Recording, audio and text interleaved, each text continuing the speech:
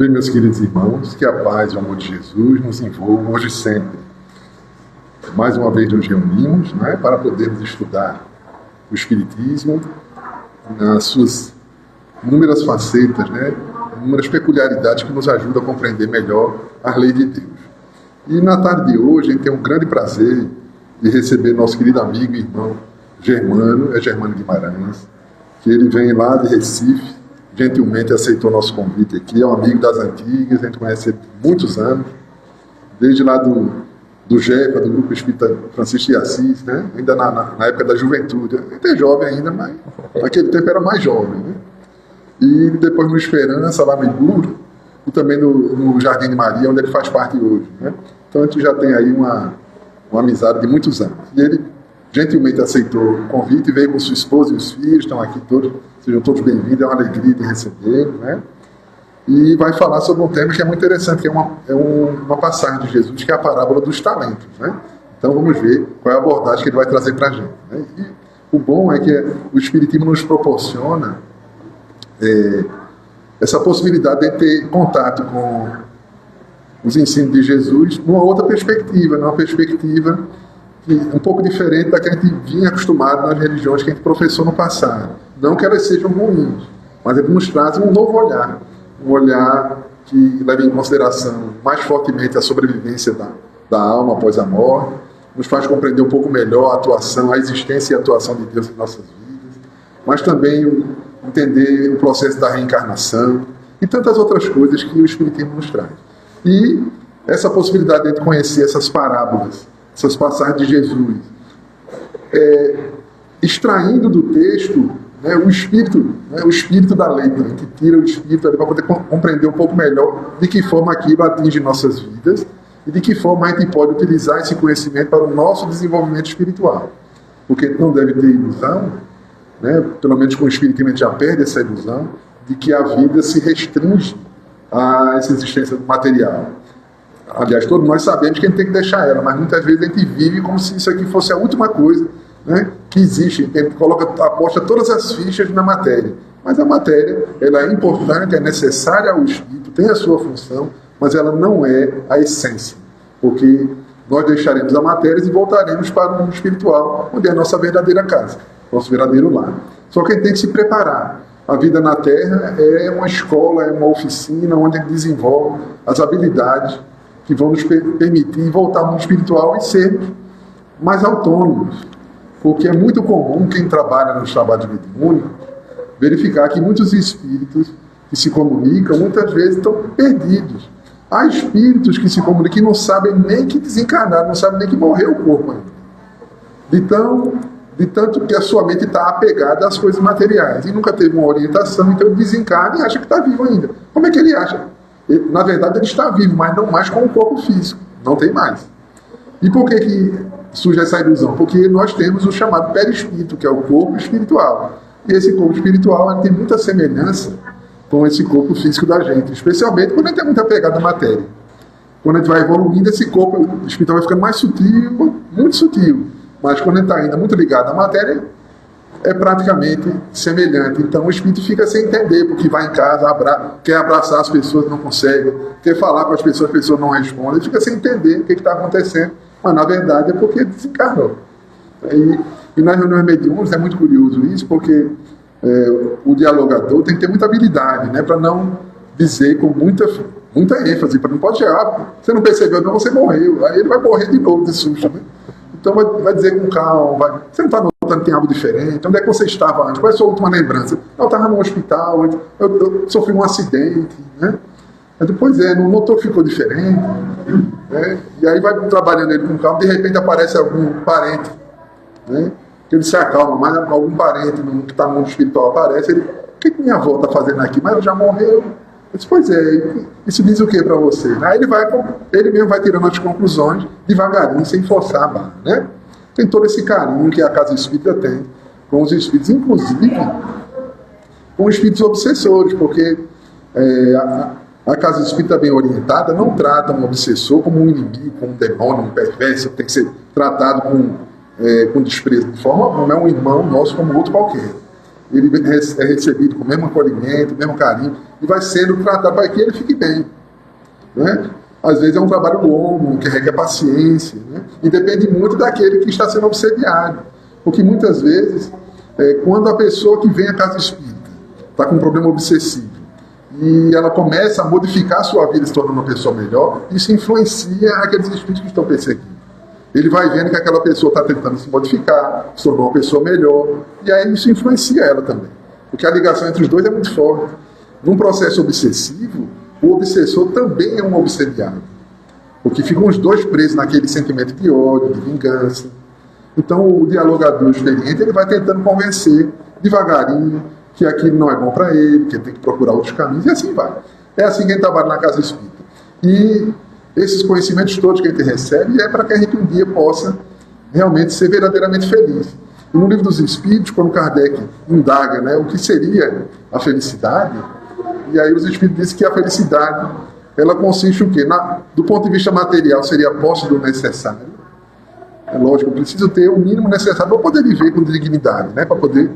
É uma questão higiênica, vamos dizer assim, né, para eu poder me manter, me abrigar, me alimentar, cuidar da minha saúde, o mínimo possível para poder ter essa felicidade, do ponto de vista material. Ou seja, não é necessário riqueza para que eu seja feliz. Mas do ponto de vista espiritual, os espíritos complementam dizendo que ele precisa da consciência tranquila e a fé no futuro. Então, o Espiritismo nos proporciona isso, porque ele nos ajuda através da evangelioterapia, porque o Espiritismo é uma revivescência do Evangelho de Jesus. E à medida que a gente pratica, vivencia o Evangelho, a gente vai mudando nossa vida, nossa consciência vai ficando mais tranquila. Porque eu vou tendo mais paciência com meus parentes, eu vou tendo mais paciência no trabalho, eu vou tendo mais resignação diante das provas, eu vou tendo mais um impulso generoso com as pessoas. Minha consciência vai se tranquilizando, porque eu vou evitando o mal e ao mesmo tempo vou praticando o bem. Agora, além disso, é a fé no futuro. É aquela certeza de que vale a pena fazer o bem, que vale a pena eu me dedicar a buscar o equilíbrio, buscar a harmonia em minha vida. Isso vai ter compensações que, na verdade, ocorrem desde já, mas são mais fortes ainda quando eu voltar ao mundo espiritual. Então, essa fé no futuro, que a vida continua, que existe um Deus que é um Pai, que é soberanamente bom e justo, que é a inteligência suprema, que cuida de tudo, é uma coisa muito boa da gente sentir. E isso vai nos ajudando a ser feliz, mesmo com as experiências dolorosas que a vida nos traz. Então, essa, mais ou menos, assim, bem resumidamente, a proposta que o Espiritismo nos traz. Mas, para a gente não se alongar muito, a gente faz esse exódiozinho, que é o tempo que vocês chegam, esquece um pouquinho dos problemas, né? Vão se ambientando com a casa. A gente vai fazer a nossa prece inicial. E, na sequência, vamos passar a palavra ao nosso irmão Germano, que vai tratar do tema A Parábola dos Talentos. Nossa irmã Zodiane, quer fazer a prece inicial? Pode ser? Por favor. Nossa irmã Zodiane, a esposa do nosso irmão Germano, vai fazer a prece inicial. O pessoal já chegou aí, ó. Sejam bem-vindos, Carol, os demais. Vamos lá, fica à vontade. Pai nosso que estás no céu, santificado seja o vosso nome. Venha a nós o vosso reino. Seja feita a tua vontade, assim na terra como no céu.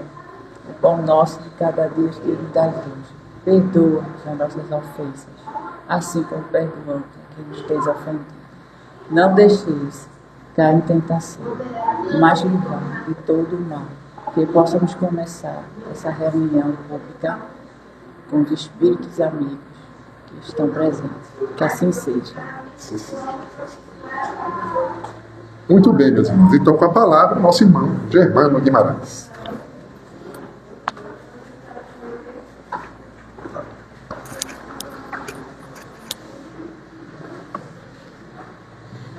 Boa tarde a todos. Que Jesus nos abençoe hoje e sempre.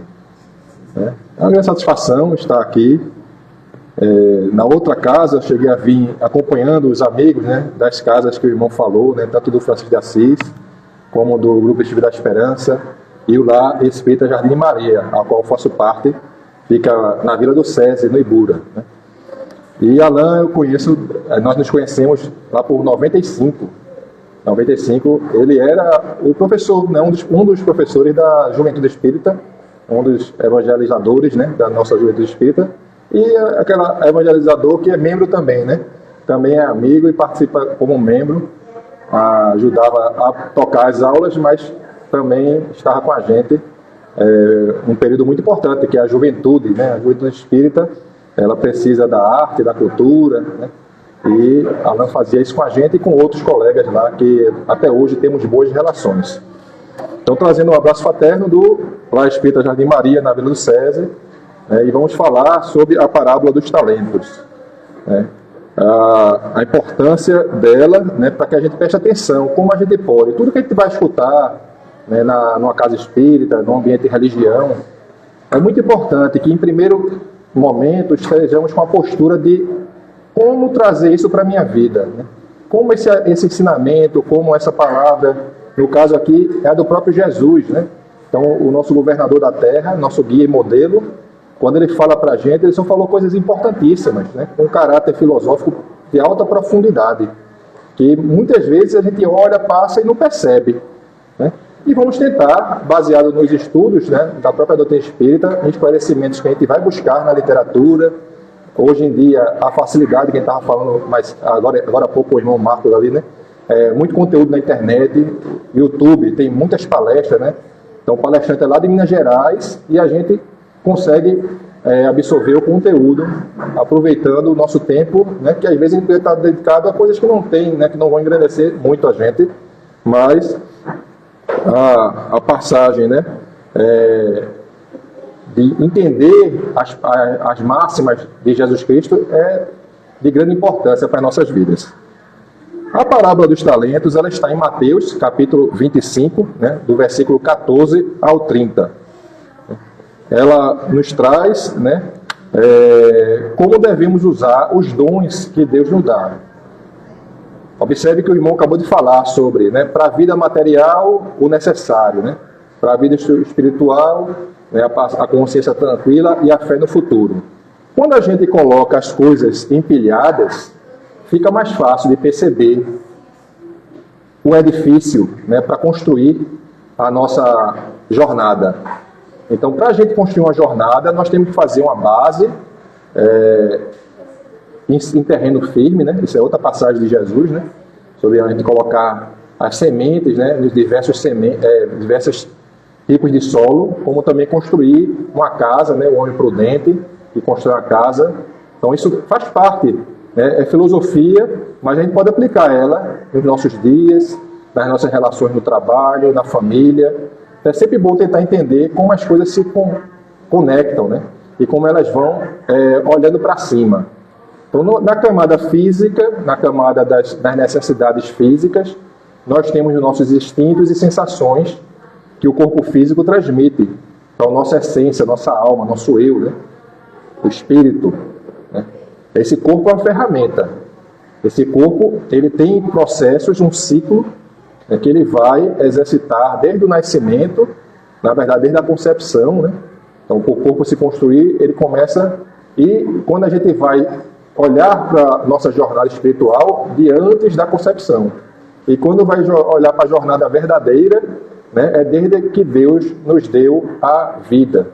Né? E essa vida, né, Leon Denis, ao estudar, né, os princípios da vida, ele fala que a gente nasce no mineral, né, vai para o vegetal, vai para o reino animal. Então é uma jornada que vamos construindo desde um princípio inteligente, né, uma coisa menos elaborada, e ela vai se elaborando, se conectando, se engrandecendo, né, tanto nas leis da física, né, nas questões do universo físico, existem, né, as coisas que existem, como essa essência, né, que os Espíritos dizem que a gente vamos ter ainda um tempo para entender a essência.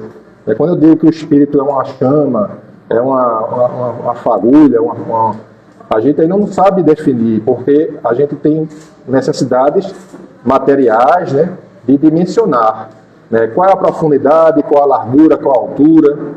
Eu sempre falo do tempo. O tempo também é uma dimensão. Na física, né, o tempo é uma dimensão, e por ser uma dimensão ele foi criado. E tudo que foi criado, nós, depois de muito tempo, conseguimos entender, né, começamos a estudar, começamos a despertar que toda a criação parte de Deus, né, de um único Deus. No passado se falava em vários deuses, no passado não tinha uma percepção completa, né, hoje não continua com dificuldades, mas já demos alguns passos em entender, né, principalmente os atributos da divindade. Né? Quando eu falar de justiça, de amor, de caridade, sabemos que Deus é, em essência, infinita desses atributos. Então a gente vai construindo nosso entendimento particular de Deus.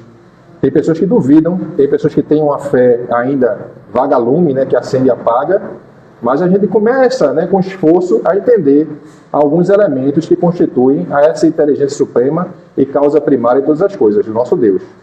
E quanto mais a gente vai tentando entender a sua justiça, que não é separada do amor, não existe Deus justo sem amor, e não existe amor de Deus sem justiça. Né? Essa concepção de separar é do politeísmo. Nós, como monoteístas, temos que tentar, né, é difícil, estamos começando, né, a doutrina nos dá um impulso gigantesco, se a gente parar para estudar ela de forma organizada, estruturada, vamos ter elementos diversos, né, para entender a junção de todas as virtudes ao infinito e começar a entender isso como o Deus, né, o nosso Deus. Então, tem coisas, né, o pai que dá a sustentação ao filho, né, no ambiente biológico da Terra, ele começa a entender também de algumas necessidades que Deus tem. Deus tem uma necessidade ao infinito, né, para todos nós, e olhando só para a Terra, né, imagine olhando para o universo inteiro. Então Deus, quando Ele vai colocar a justiça, as suas leis, elas escapam ainda à nossa natureza atual, porque elas são infinitas e elas estão customizadas, preparadas para inúmeras situações, as mais diversas. Então quem somos nós para dizer isso aqui está errado, né? Isso eu não mereço. Isso aqui foi porque fulano está passando por essa dificuldade. Temos que, usando da razão, né? Mesmo usando da razão, desenvolver uma fé que nos permita, com humildade, dizer: se agora, né, eu só tenho um caminho, eu tenho algum despertar. Quando eu vou ler, né, as religiões, quando eu vou ler o que está nos colocado, isso já nos dá um caminho. Mas desse caminho a gente sedimentar, né, em nossa consciência uma fé verdadeira, tem um trajeto a seguir. No momento, como eu disse, nós somos vagalumes, né? Tem momentos quando a dor aperta, às vezes nossa fé enfraquece. Não é para ser assim, ela tem que ser resiliente, né? Ainda não é, mas estamos buscando. Vamos buscar uma fé resiliente para que, principalmente nos momentos das adversidades, quando a dor aperta, quando a coisa...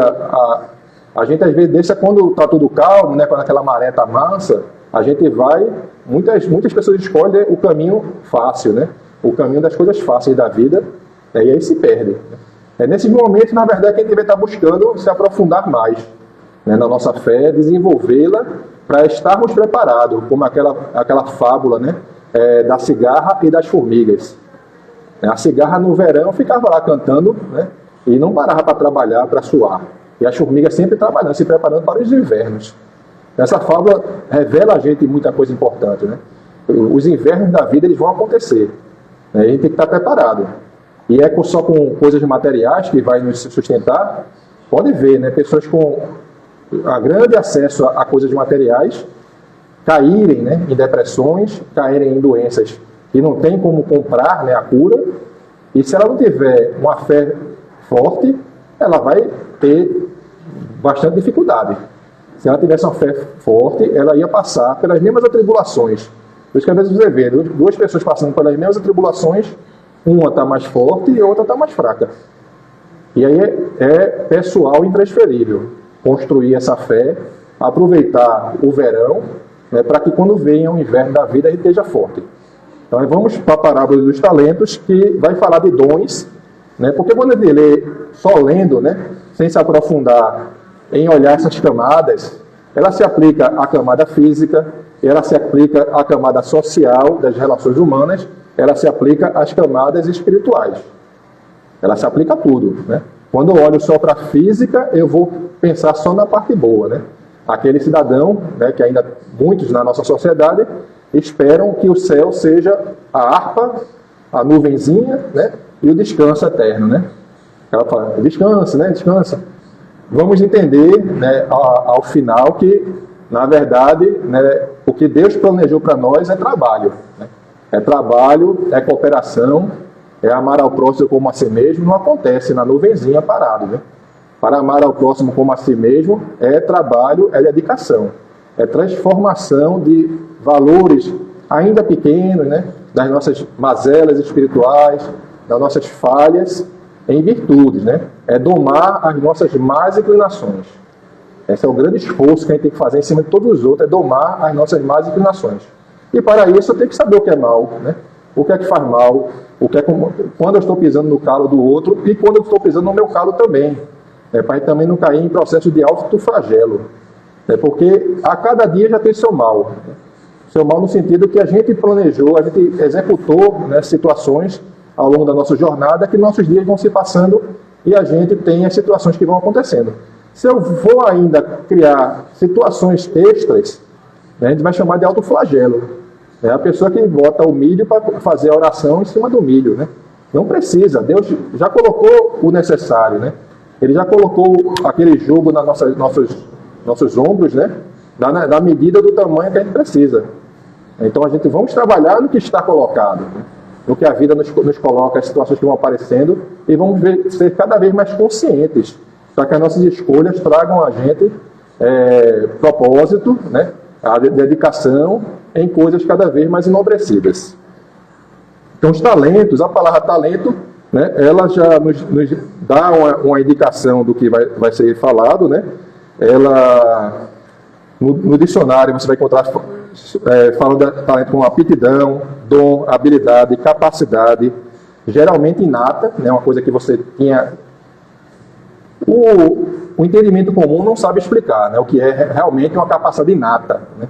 Se você considerar só os cromossomos, né, e uma mistura, né, de situações, né, nós que vamos entender a nossa jornada, né, da vida com V maiúsculo como uma coisa maior, vamos perceber, né, às vezes uma família com 2 filhos, com 7 filhos, cada um tem uma aptidão, uma habilidade, né, para o mal e para o bem. Tem desenvolturas diversas, né? Então você vê em filhos que foram nascidos dos mesmos pais, né, com a mesma carga genética, né, daquele olhar materialista, e eles têm aptidões e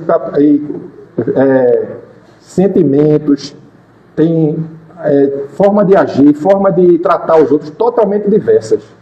Então seria aleatório, né? Se o próprio Einstein disse que Deus não joga dados, então a ciência de Deus é muito profunda. Nós estamos agora engateando em algumas das suas questões mais profundas. Mas mesmo assim, ainda temos nossas dificuldades de interpretação, né? Então, a própria palavra talento, a origem dela, né, se mistura, né, com essa questão de... Ela foi aplicada a pesos, depois a moedas, e depois foi entendida, né, como essa habilidade, né, de você executar mais facilmente do que outro que não tem aquele talento. A diversidade dos talentos é tremenda, né?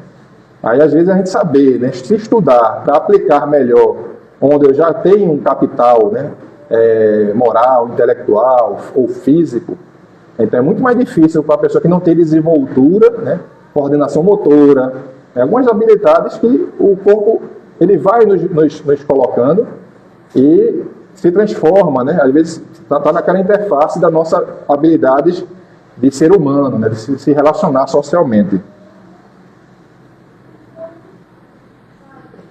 No sentido, né, de habilidades, né, ele surge no latim medieval, no século XIV, né, quando vai para a língua inglesa, né, e quando puxa para o português, ele já veio no século XVII.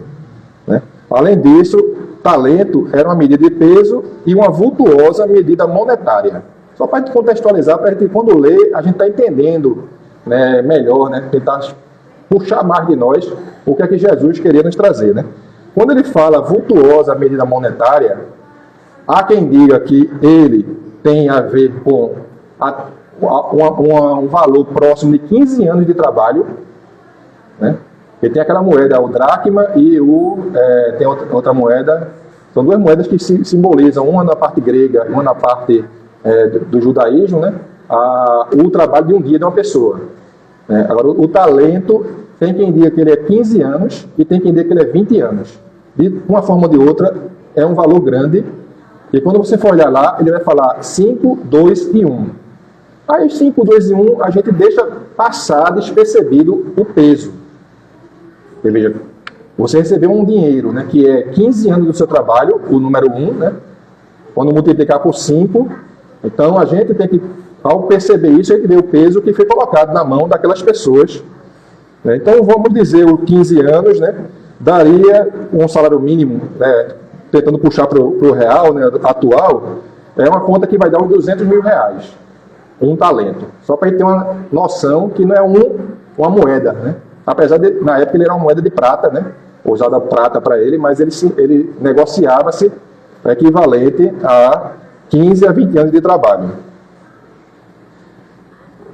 Aí, o Senhor, né, pode nos dar talentos na vida. Né? Então, a parábola fala de um Senhor, que a gente pode entender como o próprio Jesus, né, que ele estava falando aos seus discípulos, né? Pode ser ele próprio, pode ser o nosso Deus, né? E pode ser nosso patrão. São interpretações que a gente vai tomando e vai tentando olhar como aplicar nas nossas vidas. A vida biológica, como a gente estava comentando, né? É uma ferramenta da vida espiritual. Então esse corpo é nos dado como ferramenta. Ele pode ter, né, reveses, né? Como a fortuna tem reveses da fortuna. Você às vezes nasce numa situação, vai para outra, depois você volta pior do que a anterior. Né? Principalmente aquelas pessoas que caem fácil. Né? Quem nunca viu a história de fulano ganhou na loteria e quando você acelera a fita, né, ele volta com uma situação pior do que estava antes de ganhar na loteria. Isso é muito comum. Por quê? Né? Por causa das nossas mazelas. Né? Mazelas essas que essa lição puxa de nós, né? Para a gente observar e raciocinar. Na camada física, que eu estou dizendo, né, a primeira camada, talentos que Deus nos dá. O primeiro que eu quero destacar, já até falei nele, tempo. Tempo é uma criação de Deus, é uma dimensão física. Deus não está suscetível ao tempo, ele é o criador do tempo. Aí é um grande, assim, grande dificuldade de interpretar a natureza íntima de Deus é essa. Nós somos seres ainda presos ao tempo. Como é que eu vou interpretar quem não está nem preso ao tempo, porque ele é o criador do próprio tempo? Já quebra muitas das coisas que a gente quer um Deus preso ao tempo, a gente quer um Deus preso à largura, altura, profundidade, né? Quer dar a ele uma barba. Então, quando você tira isso e tira o tempo, aí já complica para a nossa cognição, né? É um trabalho da cognição. Há quem diga, né, que quando os índios viram as caravelas chegar no litoral, eles não conseguiam nem interpretar o que era uma caravela. Eles só conheciam os barquinhos, né? Cabia 3, 4 pessoas. Imagina que de dentro saiu 100 pessoas, uma caravela daquela, com roupas totalmente diferentes. Então, o primeiro choque de cognição. Né? Você não consegue nem interpretar, porque você não estava acostumado, não é do seu parâmetro, do seu dia a dia. Você conhecia as coisas da natureza, via um objeto navegando daquele horizonte, que para muitos aquele horizonte era um abismo, né? No passado não sabia o que é que tinha no horizonte, né? Era um abismo, né? O índio não ia lá porque ia cair, o português também não ia lá porque ia cair no abismo, né? Essa discussão durou por muito tempo. O tempo é o que eu quero destacar como primeiro elemento, né? Todo mundo tem tempo, né? Ora, qual o uso do tempo que nós estamos dando? O talento do tempo, o prestar o ouvido, às vezes só ouvir, a pessoa pensa só de ouvir alguém. A pessoa não tem nem com quem falar, né?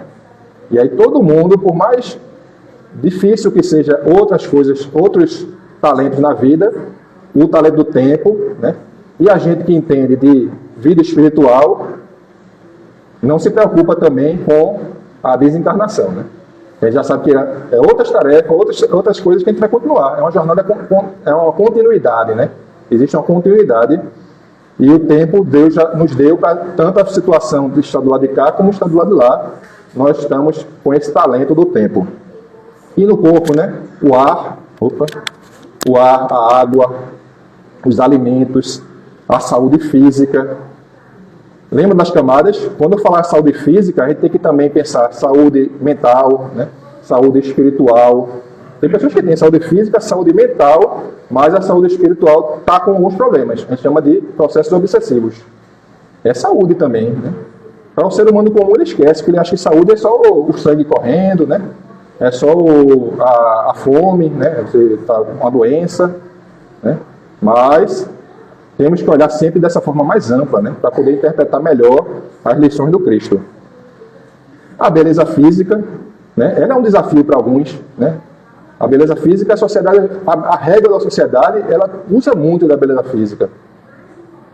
Sem julgar se é certo ou se é errado, mas é um dos parâmetros que a sociedade usa. Tem certas profissões que não escolhe pessoas, tem um padrão, né? Tem um conjunto de coisas que estabelece um padrão. Ela é da camada física, né? É um talento, que se você fizer mau uso, você pode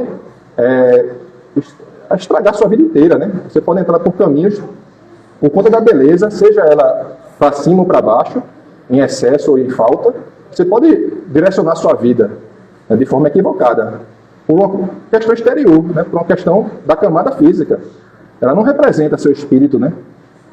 Mas na vida, nas relações sociais, esse talento ele tem que ser observado de perto, né, para a gente não fazer mau uso, né? Nenhum deles pode fazer mau uso. Até a pessoa que bebe muita água, ela pode ter doenças.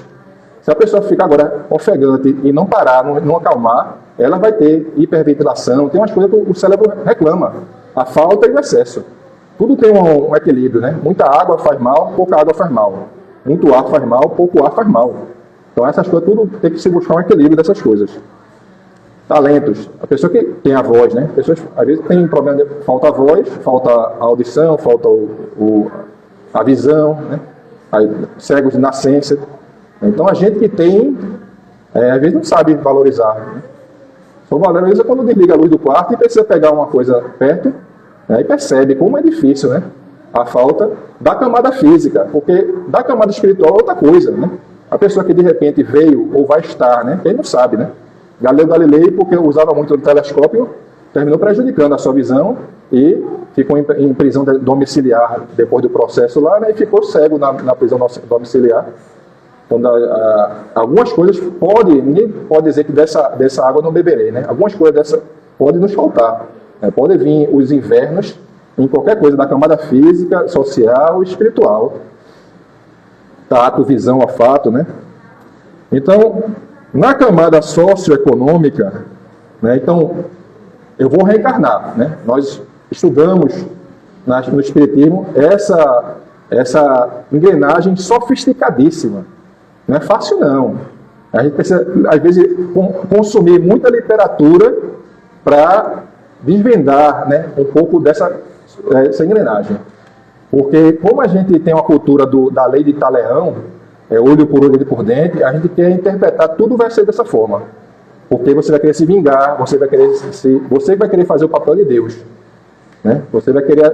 Nós, muitas vezes, erramos porque queremos fazer o papel que Deus já estabeleceu as suas leis, o livre-arbítrio. Nós, às vezes, queremos ir contra o livre-arbítrio. Então, tem vários equívocos que nós cometemos por estar interpretando errado a dinâmica do próprio Deus. Né? Quando eu digo que eu não mereço uma coisa, eu não mereço, é uma falta de fé. As coisas que acontecem com a gente, de uma forma ou de outra, a gente merece de alguma forma. Se eu não sei, com o meu microscópio de hoje, enxergar o todo, né, é porque não precisa. Né? Vá seguindo o seu fluxo.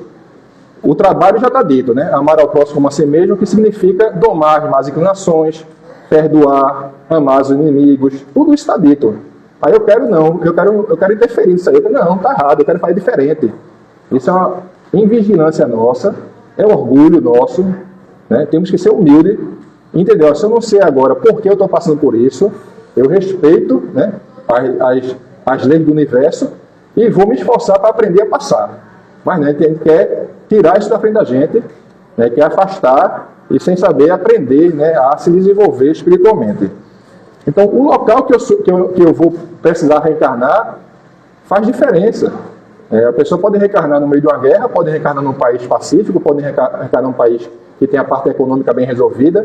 Isso tudo faz parte de uma lógica muito sofisticada. Eles são talentos, né? Eu te coloquei ali naquela família, eu te coloquei ali com aquela mãe, com aquele pai, com aquele irmão. Essa engrenagem de Deus é muito sofisticada. É um talento que temos que aproveitar, né?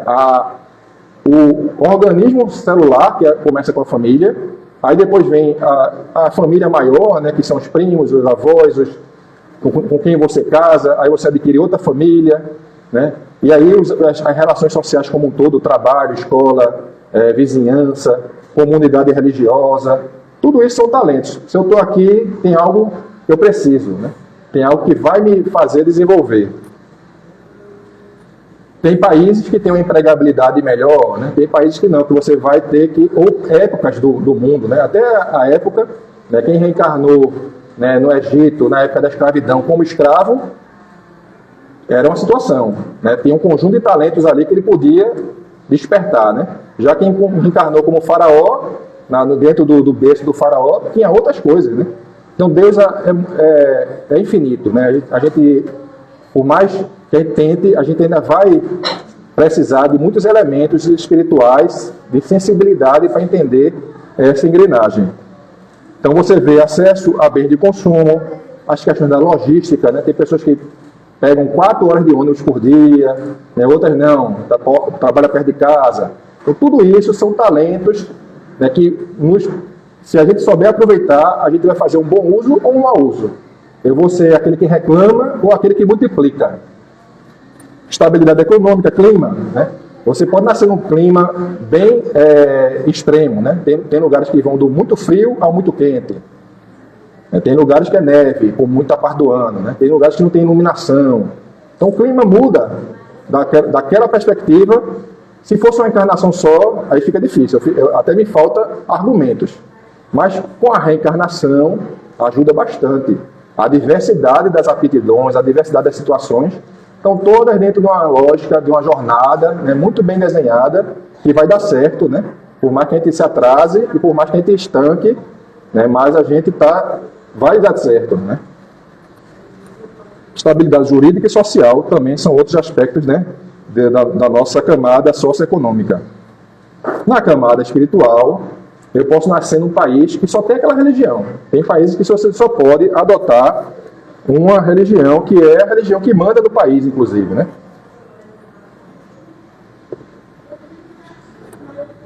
Eu posso nascer numa família que só pode ter uma religião. Acontece isso, sim. Naquela família só pode ter essa religião. Ou você sai da família. Você briga e sai, né?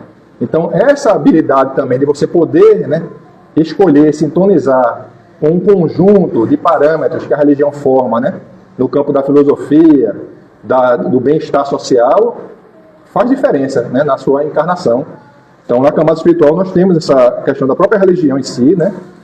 O bom uso dos tesouros que Deus me confiou é uma habilidade, porque eu posso apenas usar, né, os bens, né, olhando só para a matéria ou só para esses talentos já da camada social, mas se eu não fizer um bom uso dele, não desenvolver em mim um discernimento, uma estratégia, eu também não vou aplicar bem esses talentos, né? Você ter a habilidade de falar coração com coração, nem todo mundo tem. Tem pessoas que têm uma cultura, leu todos os livros, mas quando vai tentar ajudar alguém, ela não tem a habilidade de colocar o coração dela a serviço do próximo. Então, elas são muito ótimas para fazer uma palestra, mas na prática, né, na hora de desenvolver um trabalho que precisa do coração, a pessoa não tem essa habilidade. Aí é já da camada espiritual, né? Ela vai precisar desenvolver, senão agora, em algum momento ela vai ter que desenvolver. Ela pode ser a maior cultura do mundo, né, em termos de absorver o conhecimento, mas não soube se botar para fora, né, o amar ao próximo como a si mesmo. E para si, né, não pode esquecer do si. O amar o eu está nessa, eu chamo de tripé, né? O tripé segura as estruturas de uma forma mais estável, né? Se você botar só um pezinho desse aqui, ela cai, 2 pezinhos ela cai, o tripé segura. Então o tripé Deus, eu e o próximo, ele estando bem calibrado, ele sustenta pancada, né? Então um tripé forte eu posso empurrar, ele volta, porque o centro de massa não vai sair. Então a gente criar o nosso tripé, eu, Deus e o próximo, é uma grande tarefa das nossas vidas. Porque vai vir as tribulações, e eu tenho às vezes, é excelente e ateu, né? Faz o bem, mas não tem Deus. Vai ter situações na vida que ele vai precisar de Deus, né? Porque senão ele vai se revoltar, né? Porque as pessoas buscam, né, alguma coisa que torne a gente uma grande, né, família universal. A percepção de Deus que desenvolve a fé, ela é mais forte do que outras coisas, principalmente na hora de passar por atribulações. Uma doença inesperada, seja em si, seja na família, né? Tem coisas que só com a fé, né, a gente consegue passar. E a pessoa é excelente ser humano, faz o bem ao próximo, mas não tem fé em Deus. Para aquele momento de vida, talvez até dê certo, mas em todas as situações não vai dar. Porque vai ter momentos que exigem a nossa comunhão com Deus. Vai ter muitos momentos que exigem a nossa comunhão com Deus. Talentos, já na camada espiritual, simplicidade, saber perdoar, né? Compreensão, empatia, justiça, né? Respeito ao livre-arbítrio, que às vezes a gente precisa deixar o outro com o livre-arbítrio dele, né? O melhor que a gente pode fazer é o exemplo, né? A gente lê o Evangelho, mas a prática é melhor o Evangelho do que a pregação. Quem pratica tem muito mais poder de persuasão do outro ver praticando e se sensibilizar do que só falar. Então, tudo isso são talentos que a gente precisa desenvolver, né? E já falei algumas vezes, né, não querer ser Deus. Às vezes eu quero assumir o papel de Deus e dizer o que é que eu mereço e o que eu não mereço, o que é que o fulano tem que fazer e o que não tem que fazer.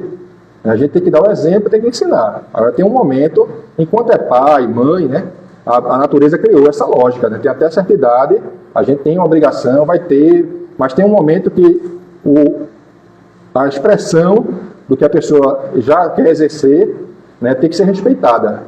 Por mais que você tente mostrar outras opções, ela tem que ser respeitada, porque é filho de Deus, né?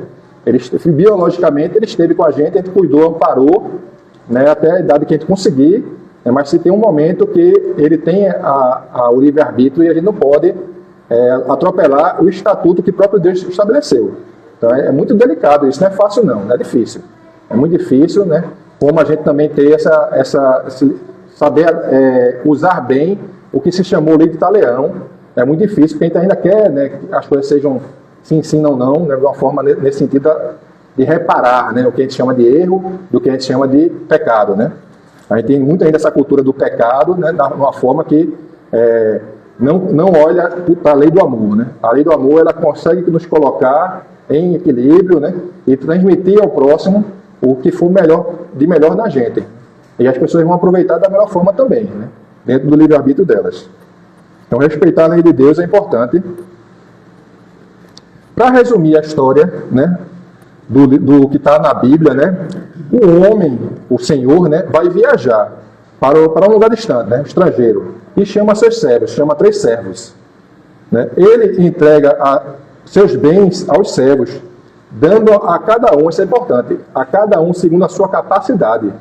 Ele já sabia, né, o Senhor já sabia a capacidade de cada um. Quando você lê rápido, você não percebe isso. Ele já deu com a capacidade. Se você vai precisar fazer um financiamento, um investimento bancário, você consulta o gerente do banco. Você não consulta o rapaz da padaria. O rapaz da padaria tem outro talento, outra habilidade, outra capacidade. Então, o Senhor já sabia a capacidade de cada um para aquele tipo de tarefa. E aí, ele fez o bom uso. Ele entregou para o 5, para o cara que ele sabia que ia fazer melhor. O 2 parece ser igual, que a resposta que ele dá é a mesma. O esforço do 2 por 5 é igual. Mas ele sabe que o 5 já está mais habilitado. Tanto é que quando ele vai tirar no final, ele tira o 1 daquele que não multiplicou, ele entrega para o de 5. É aí que está a pequena diferença entre o 2 e o 5, que às vezes as pessoas não percebem, mas tire do de 1 e entregue para o de 5. A gente vai chegar lá, né? Depois de muito tempo, o homem volta e pede conta dos seus servos. Os servos que investiram os seus talentos recebem elogios, os 2 que investiram, né, o de 5 e de 2 talentos, e são convidados a participar da alegria do seu senhor. Ele faz um elogio, né, diz, venha participar comigo. O servo que não investiu o seu talento recebe um castigo, né? Ele perde o talento, né? E o Senhor, vamos ver depois aqui o que é que o Senhor diz a ele ainda, né? Numa linguagem sempre de parábola, né? Então, ela nos ensina, né, que devemos trabalhar com responsabilidade e diligência. Então, mesmo que o Senhor não esteja de olho, né, porque aqui não, é o olhar do dono, né, que enriquece, tem um o olho do dono cortado. Que engorda o gado. Isso é um ditado popular, né? O Senhor ia ficar afastado. Aí, como aqueles servos iam se autogerenciar, né? Um tentou ajudar o outro, né? Tem o desenho bíblico que tem no YouTube, né? Até mostra um tentando ajudar o outro. Não está no texto, né? Mas a liberdade poética de quem faz um desenho, né? Um tenta ajudar o outro, principalmente o que era o preguiçoso, né? O desenho mostra um como preguiçoso. Mas a gente não sabe, né? A gente deduz, mas o que está lá é que segundo a sua capacidade. Então, realmente, o que recebeu uma tinha uma capacidade inferior aos outros dois, né? Então, devemos adotar para nós em todas as circunstâncias. Não precisa ter uma câmera nos filmando, né? É no silêncio, né? No isolamento que nós demonstramos quem nós normalmente somos. Quando não tem o olhar de ninguém, não tem as palmas, nem os dedos acusatórios, que a gente demonstra quem realmente é. É no silêncio, né? É no esconderijo. É quando às vezes você está, né, sem ter nenhum... não está precisando de se amostrar, no popular, né? Se amostrar, botar sua vaidade para fora, né? Então devemos investir os dons que Deus nos deu. Então, se Deus nos colocou um dom, primeiro, saber identificar, né? Uma das palestras que eu vi, né, perguntavam se Neymar, se fosse colocado para outra função, Neymar, ele se identificou como um bom jogador e aparece como um bom jogador, né? Sempre tem aquele, né, a parte da carreira que a pessoa se destaca mais, né? Normal, em todas as profissões, mas saber identificar o talento, né? Às vezes o formato do ensino, né, tradicional, às vezes tolhe alguns talentos, né? Mas isso é um debate mais amplo, né? O que ele quer dizer aqui é que a gente tem que procurar identificar nossos talentos para que a gente vai ser mais efetivo naquelas situações. Às vezes a pessoa quer, é da moda. Como? Quais são as ferramentas que a gente pode usar para evitar se enganar, né? É com vaidade, é com orgulho que eu quero ir para aquele lado, para aquele caminho, né? Eu não tenho talento nenhum, mas eu estou indo porque é da moda, ou porque dá muito dinheiro, né? Ou porque dá muito prazer, né? Dá muito poder. Quando eu estou agindo com orgulho, com vaidade, já pode assinar embaixo. Não é algum caminho, né? Se você não controla, se você só vai por esse motivo, né, por vaidade e orgulho, com certeza você está forçando, você nem é daquele talento, mas você vai porque é o que está na moda, é o que todo mundo quer, é o que a sociedade aplaude. Isso é perigoso, né? É uma grande dica assim, desse conteúdo é a gente tentar isolar a nossa vaidade e nosso orgulho dessa situação, né?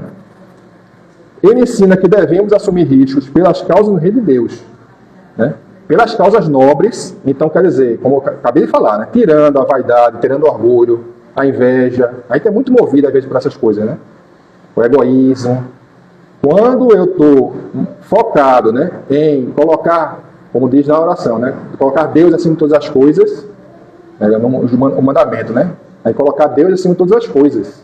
Então tem coisas, o mundo tem coisas, a vida tem coisas, né, mas Deus acima de todas as coisas são os princípios, as diretrizes, né, a lei de Deus que vai nos guiar para virtudes.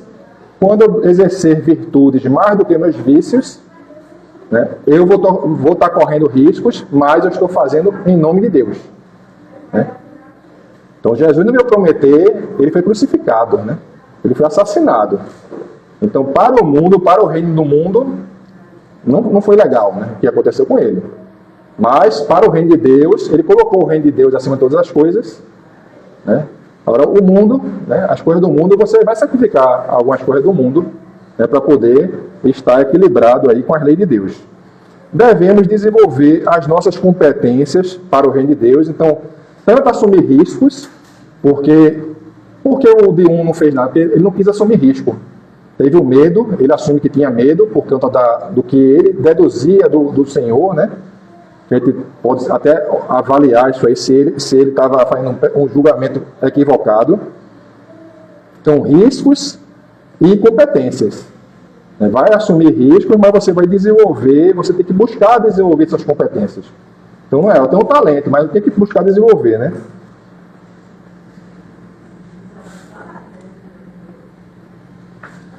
Olha o texto como está lá, né? Mateus, eu falei já, Mateus, buscai primeiro o reino de Deus e a sua justiça, e todas essas coisas serão acrescentadas.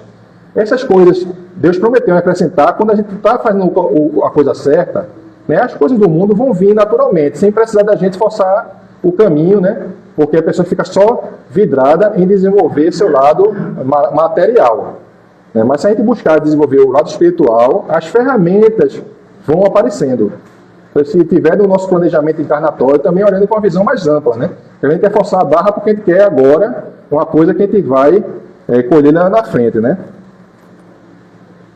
Quando a gente faz essa busca interior, né, a gente tem que também tentar isolar, entre outras coisas que eu já falei, buscar identificar o que é ansiedade. A ansiedade me faz atropelar. Eu não estou pronto, eu não me capacitei. Lembra que eu falei capacidade? Eu não me capacitei, mas eu quero agora, né? Eu quero ser o cara que assume riscos, que o cara não é, né? Não é assim. Existe um processo de educação, de preparação. Então, quem atropela é ansioso, né? E quem se descontrola no hoje é estressado. Né? Porque tem uns que dizem que depressão é excesso de passado, estresse é excesso de presente, você se atropela no hoje, né? E ansiedade é o excesso de futuro. Você quer antecipar uma coisa que você precisava passar 40 anos, você quer daqui a um mês. Aí isso gera ansiedade, gera desequilíbrio, né, do natural. Esse Mateus, né, a passagem das parábolas dos talentos, ela está dentro de um contexto chamado sermão escatológico. Né? Foi quando Jesus, já na semana que precedeu a sua crucificação, ele faz um sermão falando de várias situações que, nesse caso, eu quero dizer, ó, eu vou, né, o Senhor vai fazer uma viagem, mas depois eu vou encontrar vocês. E quero saber, tudo que eu deixei para vocês, como Jesus Cristo, né, vocês aproveitaram meus talentos, né, os ensinamentos, as oportunidades que eu lhe dei, né? Então, tem também essa visão, né? Mas é dentro desse contexto ele estava falando sobre os fins dos tempos, né? As pessoas querem olhar sempre com aquela nossa destruição da terra e tal, mas podemos olhar para o nosso eu, né? A nossa jornada, para esse intervalo aqui, né, de nasci em 79, vou desencarnar, não sei quando, né? Quais são os talentos que eu estou desenvolvendo, né, e quanto eles estão alinhados com as coisas do Pai, né? Então é muito importante a gente se encaixar nessa situação, né?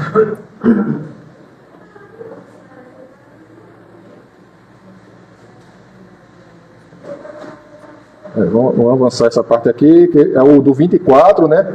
Ele introduz várias falas, né, sobre essa preocupação, né, com a gente estar aplicando tudo aquilo que ele passou, principalmente os últimos 3 anos, ensinando, né? Mas as pessoas interpretavam sempre pelo lado mais místico, né? Essa coisa mais tenebrosa, né, do fim do mundo como um todo, né? Mas assim, é o fim da nossa jornada, né? As nossas etapas evolutivas, né? Um detalhe, né? Eu destaquei a questão ele confiou os bens, né? Deu cada um de acordo com a sua capacidade, ele já sabia mapear a capacidade, e o texto destaca que o que recebeu 5 saiu imediatamente. Então, ele sabia que aquele era o mais aplicado. Ele pegou aquele talento e já saiu imediatamente. É uma diferença que o 5 também tem em cima do que recebeu 2 talentos. Ele ficou bem claro lá, ele saiu imediatamente. E o último cavou um buraco, né, e escondeu. Para quem não viu o texto todo, né, ele cava um buraco, esconde lá a moeda, né, e deixa para lá, né? Depois de muito tempo, né? Esse tempo pode ser o nosso tempo, eu posso escolher, né? Ao aplicar isso na minha vida, pode ser minha vida, né, pode ser a jornada de 2000 anos, né, que está sendo feita toda a sociedade terráquea, né? Desde que Jesus deixou a sua semente, plantou a sua semente, né?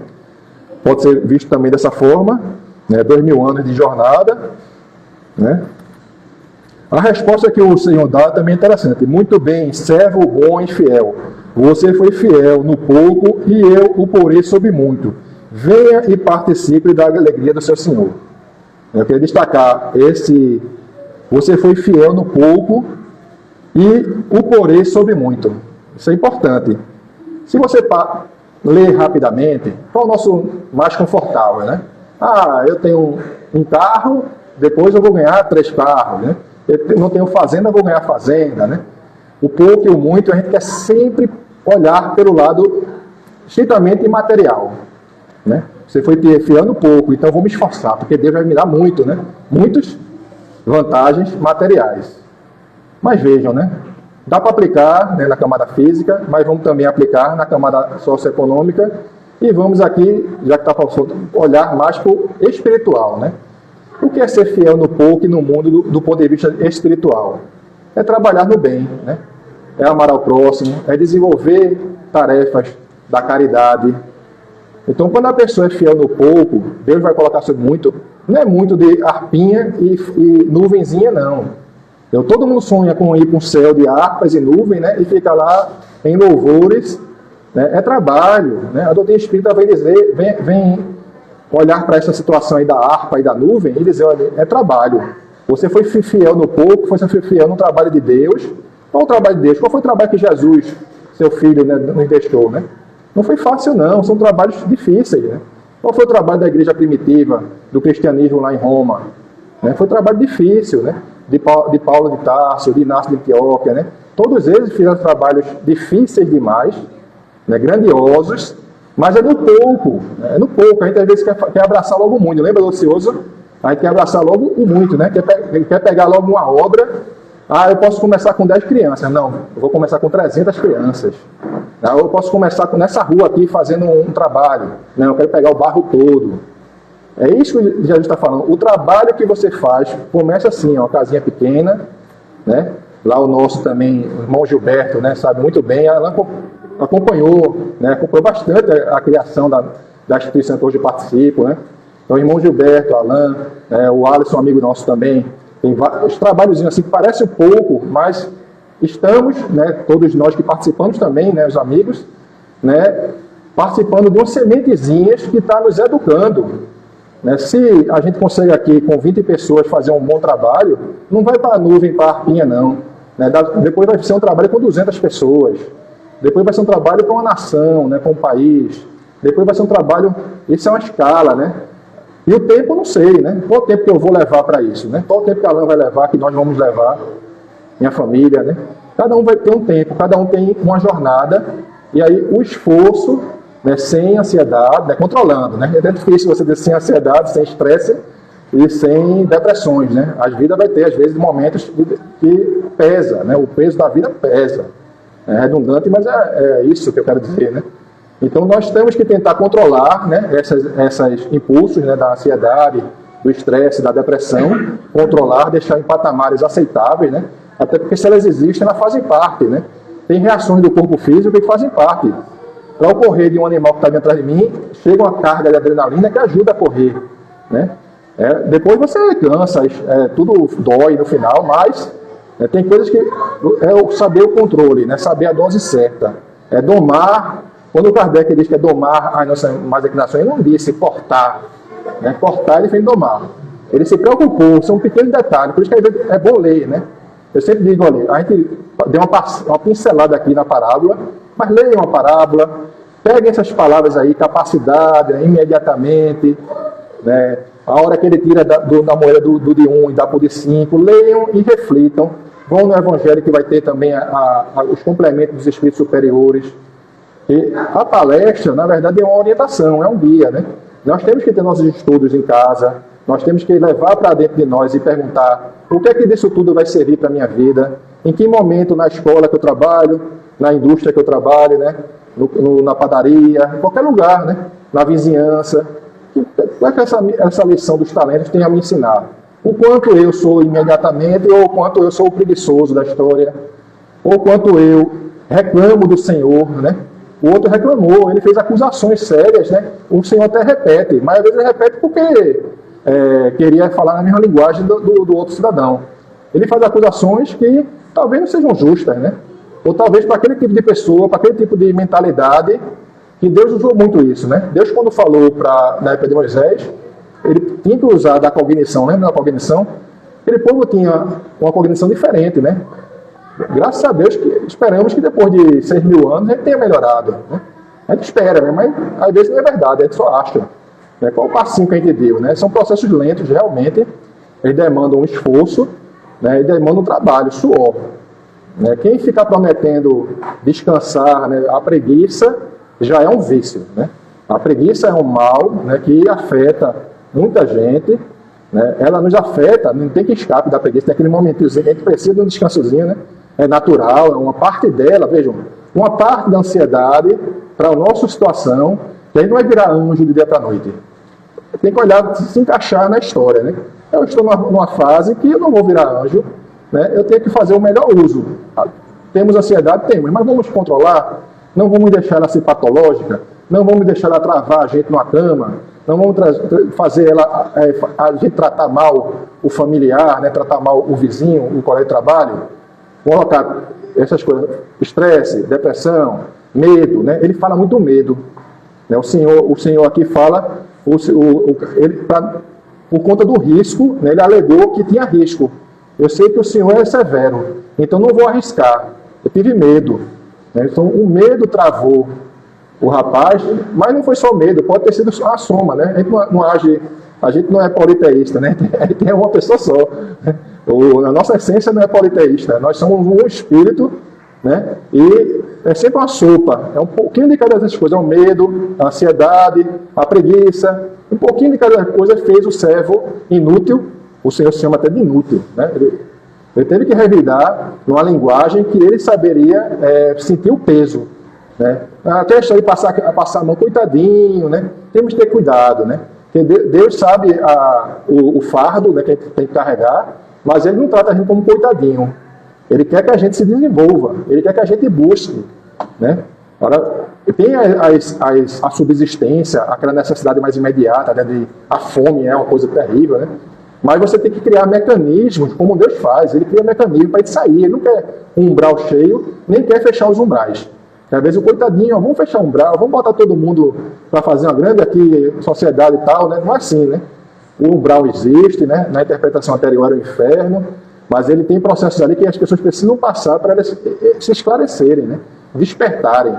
Né? Não é de graça. O sofrimento não é de graça, não é autocontido, não é só por sofrer. É uma dinâmica que nós ainda vamos ter dificuldade de entendê-la em sua profundidade, por conta que ela é muito sofisticada. A gente ainda vai achar melhor, né? Ou a lei de Italião no extremo, ou a do coitadinho no outro, né? Coitadinho, venha para cá, né? Ou não, é rígido, né? Mas, como eu falei, lembram? Deus é justiça e amor. Nós não somos ainda. Né? Nós temos ainda muitas lacunas, muitas falhas no que nós interpretamos. Precisamos estudar, sim, né? Bastante. Estou dizendo, vão para casa, dê uma lidinha, busquem essa passagem do Mateus 25, vão no Evangelho do Espiritismo para poder entender também. Mas tudo vai acontecer no dia a dia, né? Quando a gente bota para fora o que a gente aprendeu. Porque teoria é só uma etapa, ela é importante, ela faz parte do processo, né? Mas todo o processo ele tem outras etapas, né? E as provas e as expiações, a gente cita, né? Porque vê mundo de provas e expiações, mas a gente ainda temos dificuldade em entender o que é exatamente isso aí, né? Então estamos começando a despertar para todo esse contexto, né, de como Deus trabalha o nosso interior, para que a gente saiba obter, né, alcançar o domar as nossas más inclinações. É um processo que você vai envergando aos poucos sem quebrar, né? Porque se eu envergar de vez, é comum as coisas partirem. Eu vou envergando meu orgulho, minha vaidade, minha inveja, substituindo ele, colocando por cima, né, as virtudes, né? A humildade, a caridade, a simplicidade, né? A preocupação com o próximo. É exercer, né? O amar ao próximo como a si mesmo. Essa mensagem não vai ser superada, né? Porque ela já é o grande mandamento, né? É a instrução do próprio Cristo, e a gente só faz aqui tentar transmitir primeiro para quem ouve, né? E depois para quem escuta fora da nossa conjunto carnal, né? E todos aqui encarnados e desencarnados, né? Deixando um abraço fraterno do Lar Espírita Jardim Maria, na Vila do César, em Recife, né, se sintam acolhidos, né, por essa mensagem, convidados a estudar, né, e tentar trazer para a prática do dia a dia. Que Jesus nos abençoe.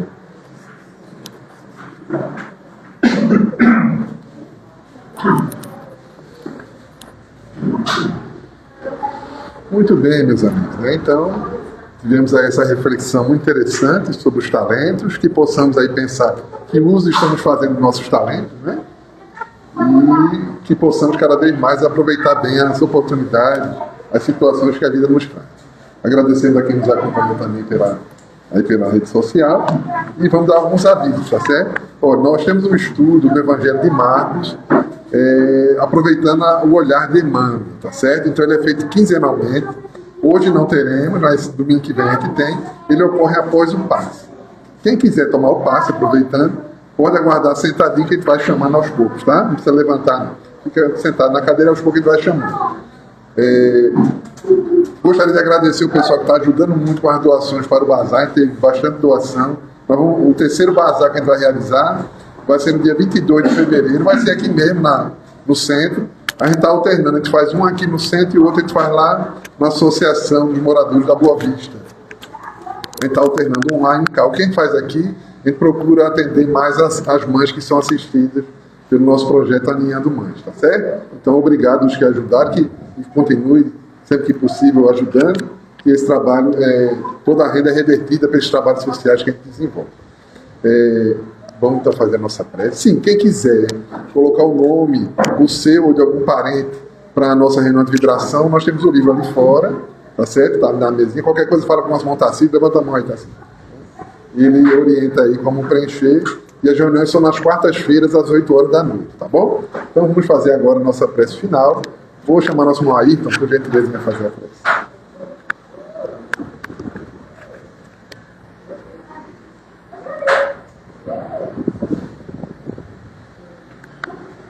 Divino Mestre Jesus, agradecemos a oportunidade de estarmos reunidos em Teu nome para essa tarde de luz, de paz e de muito aprendizado. Dai-nos força, Senhor, para que a gente compreenda e aplique Teus ensinamentos. Que essa semana seja uma semana de paz, de luz, de tranquilidade e que nós consigamos voltar para o nosso lar em paz e em segurança. Que assim seja. E assim, meus irmãos, agradecendo ao nosso irmão Germano pela presença e sua família, que leva o nosso abraço carinhoso a todos que fazem o Jardim de Maria, lá Espírita Jardim de Maria. E aos que nos acompanharam pela internet. Muita paz para todos.